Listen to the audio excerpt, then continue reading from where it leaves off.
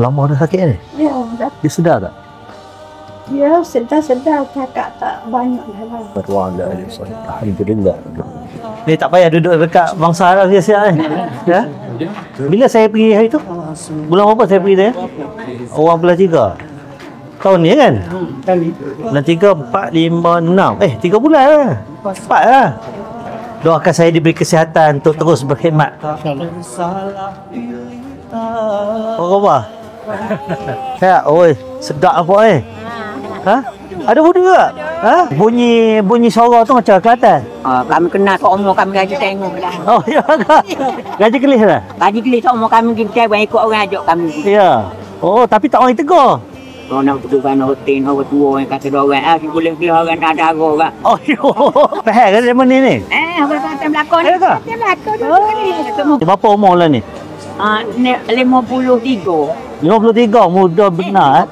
53. Ingat 53 kah? 53. Anak darah sungguh lah. Kami tak zen. Boleh. Berapa keping? Kami tak bui lah ikut. Nak buat atas nak buat banyak mana-mana. Oh, okey. Nak buat. Motik kami tak. Sebab moci ingat nama hamba, hamba luluh. Kami kenal senang. Kami pilih tak mula tu. Ya. Aku kata, tengok atas mula jumpa.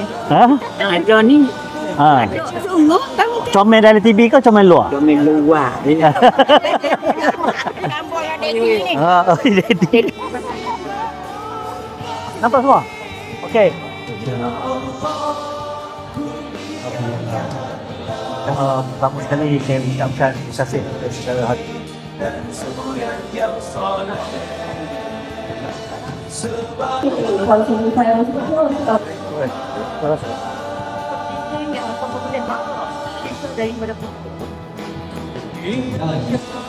Okey.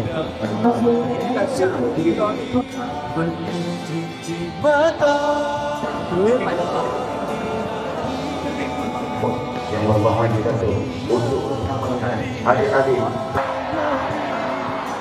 Tadi tu mulu tak?